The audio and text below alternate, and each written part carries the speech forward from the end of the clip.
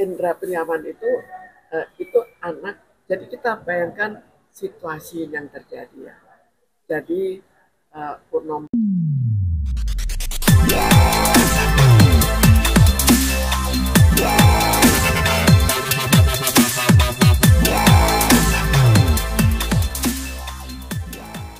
saya mengajukan. Jadi ada suatu gugatan.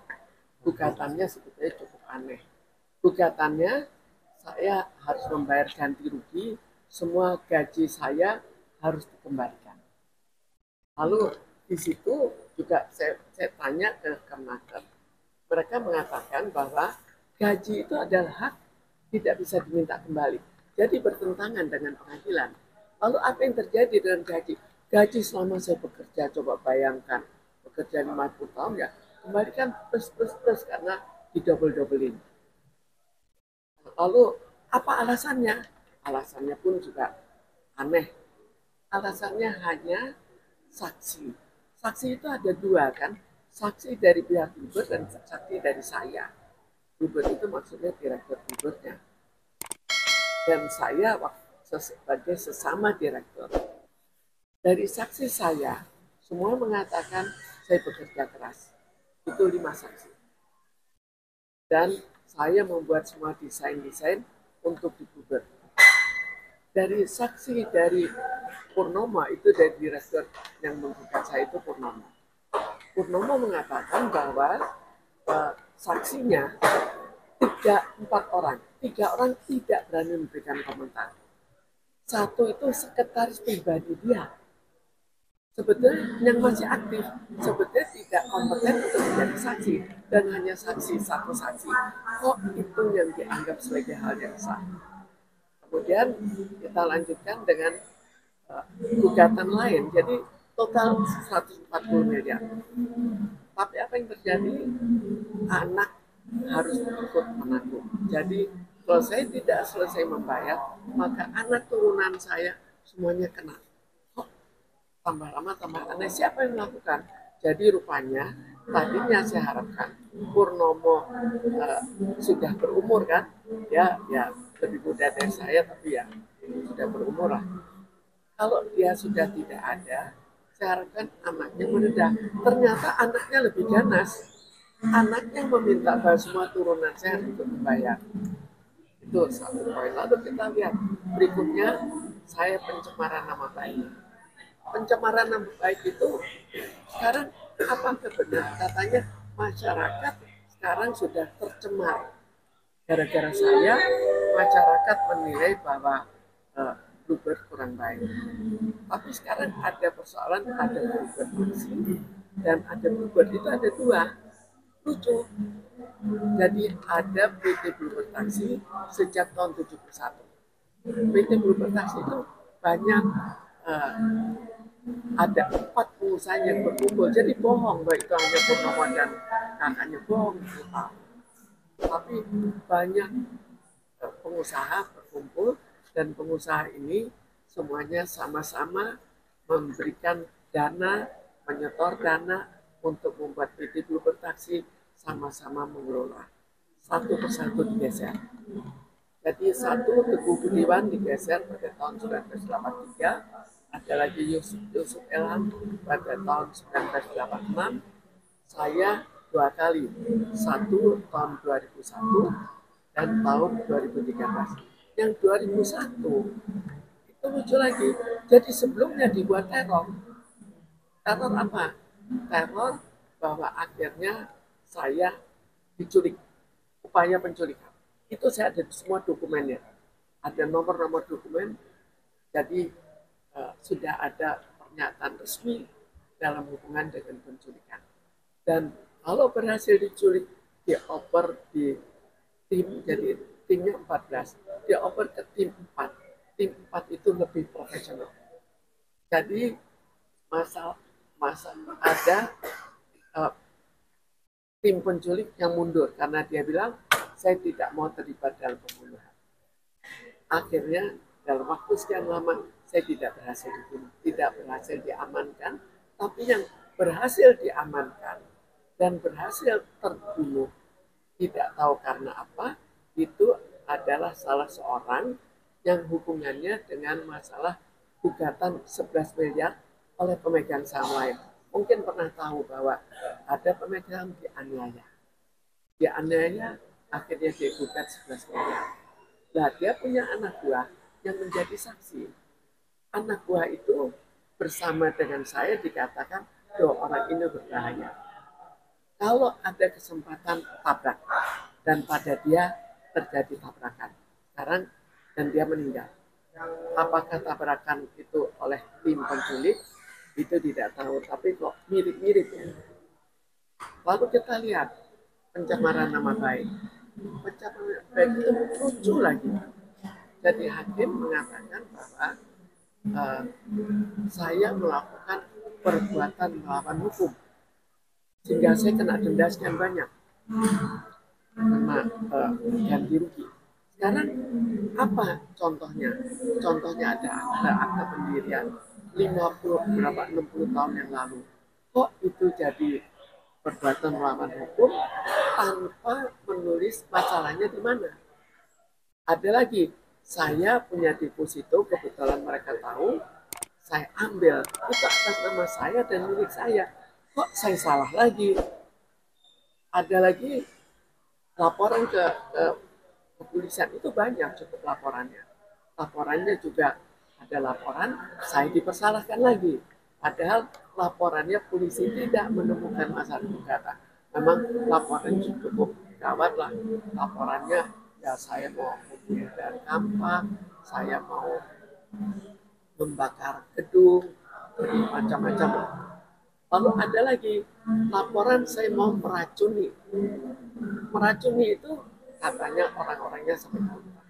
Lucu, kalau muntah kok nggak dibawa ke rumah sakit, kok tidak manusiawi banget tidak.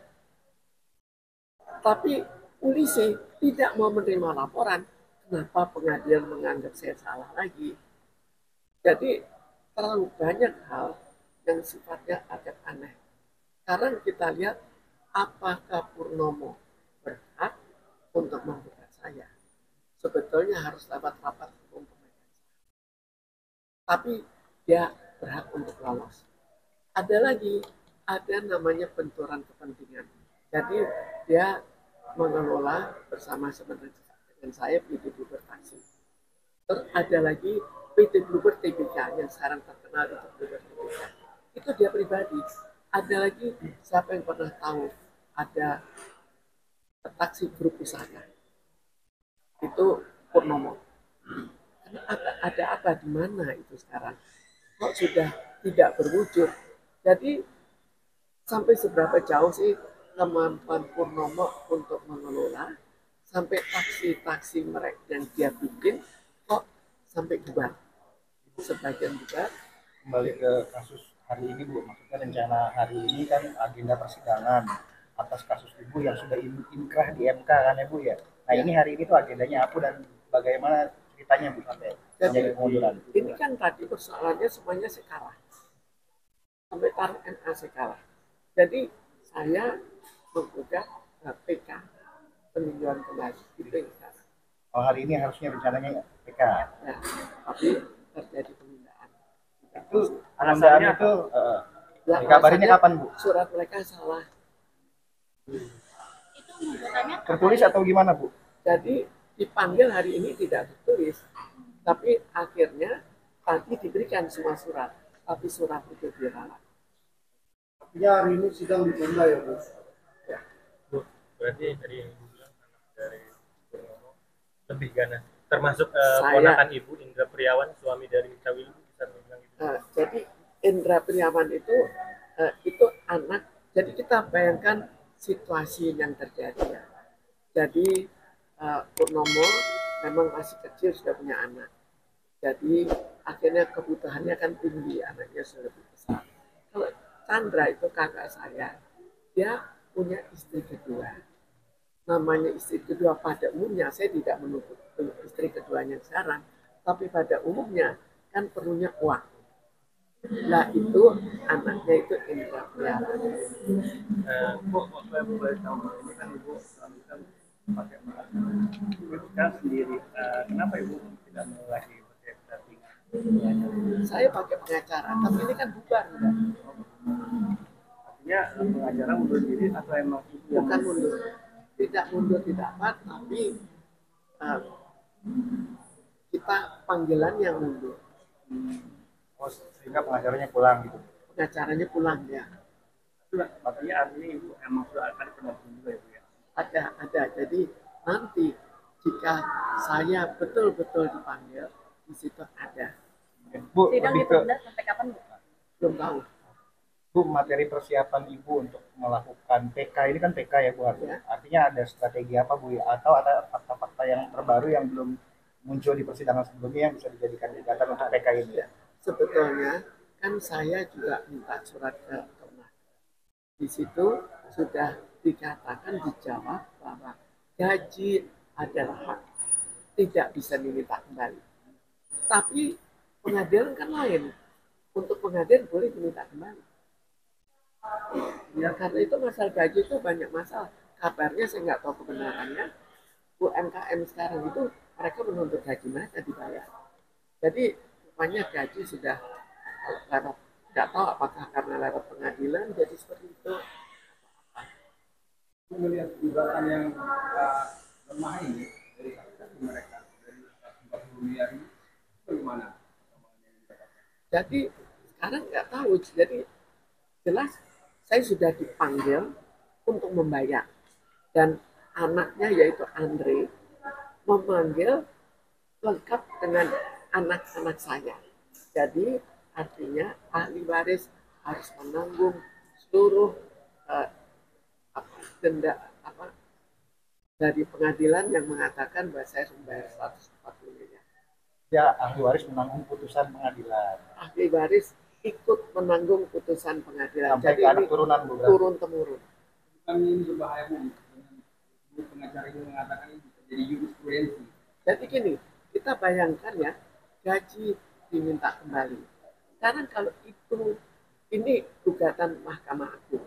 Kalau sudah Mahkamah Agung, itu artinya bisa dijadikan semacam putusan untuk pengadilan lain. Itu namanya jurisprudensi. Jadi nanti kalau orang lain tidak dibayar atau diminta kembali gajinya, maka bisa menggunakan perkara saya sebagai contoh bahwa itu akhirnya harus diakui karena sudah diakui sampai Mahkamah Agung. Jadi akhirnya jadi tambah kacau. Saya yakin apa iya dari konglomerat itu tidak akan menyalahgunakan. Bu, pertanyaan terakhir dari saya, apakah Ibu mau mengadukan ini? Ini kan ketidakadilan yang Ibu rasakan. Apakah Ibu ingin mengadukan ini ke Menteri Hukum atau sampai ke Presiden, Bu? Saya menunggu situasi. Ini kan baru awal sekali. Tapi saya anggap ini betul-betul contoh yang luar biasa keterlaluan. Ada lagi, coba bayangkan, begitu banyak. Sekarang saya mencemarkan PT Blubertaksi nama baik. Siapa di antara kalian yang merasa bahwa itu tercemar? Dan siapa yang bisa membedakan antara PT Blubertaksi dan PT Bluber TBK? Jadi ini kayak dipaksakan gitu ya. Ya, sangat nyata dipaksakannya. Karena itu kita lihat salah satu pemaksaan dari tahun 2013, sekarang tahun berapa? Baru sekarang diminta bayar semuanya. Mungkin mereka menunggu sampai saya tidak ada. Jadi nanti anak turunan saya habis. Mungkin itu juga nggak tahu juga kenapa kok ditunda dari tahun 2013 sampai sekarang baru diminta bayar, segera bayar.